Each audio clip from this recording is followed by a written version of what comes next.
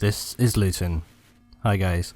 I wanted to bring you today's little thought for the day. Now this was a game we were playing, and now as you can see the scout heli here, he's using the laser designator and the guided rocket from the scout there. Now unfortunately, believe it or not, I don't actually have those unlocked because I haven't spent a massive amount of time in the scout heli. Those maps, yeah, they come up infrequently. I haven't given it tons of time.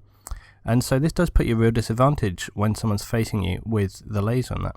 And also as the US attacking team, okay, being able to use the helicopters, the two scout helis, to attack these bases. You can see the game's only just started, but we have turned to a losing thing already because of the way this helicopter was dominating us.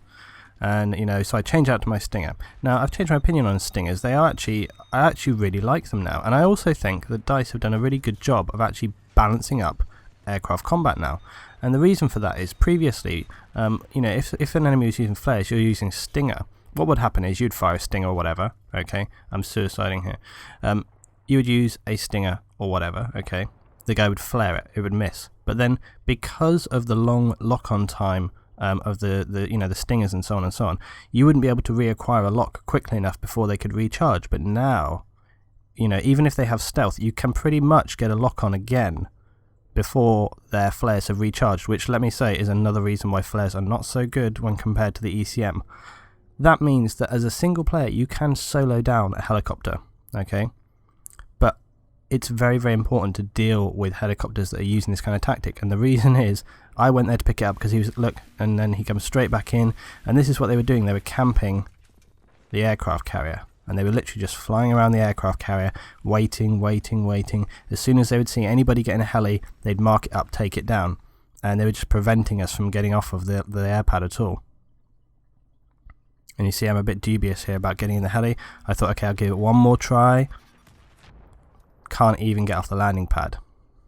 And I was getting very, very frustrated at this point. I was saying to my guys, we've got to deal with this. We've got to take this guy down. He's even got a guy on there repairing him, okay? So they're like a little double team here. They've obviously got their little tactic worked out. And you can see my guys on the ground here. They're trying to take C on the base there.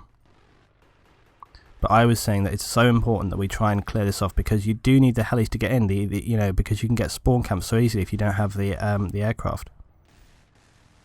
So what I'm doing here, literally just me and a Stinger.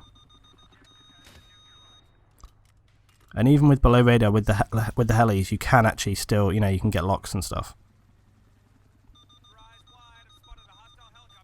Now there's a real danger here of me getting shot to pieces by the miniguns. And they do try to do that, but, you know, I didn't really have a lot of choice. I couldn't get the aircraft off. So here we go, we get one hit. Now he's dropping off his engineer, try and take me down. Take him out. I was going to go for the pilot, but he picked up again because he could see he wasn't going to be able to take me down in the miniguns. Get the final rocket away. But he dodged that by cutting back around. My missile couldn't arc back. And the final one. Boom. Yeah. And then after they got shot down, they got angry and they left the server. They rage quit off. Yeah, they pissed off because they got upset that we destroyed their helicopter. And then as soon as they lost the heli, the rest of their team couldn't handle it. We got all three bases, held it for the rest of the round, and we ended up winning by a good 150, 200 points.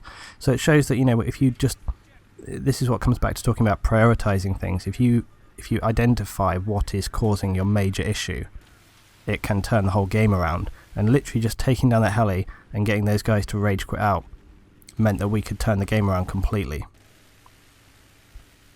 And it also means that once you've got air superiority, you can spawn people, you can destroy armor, you can move around the base much more quickly.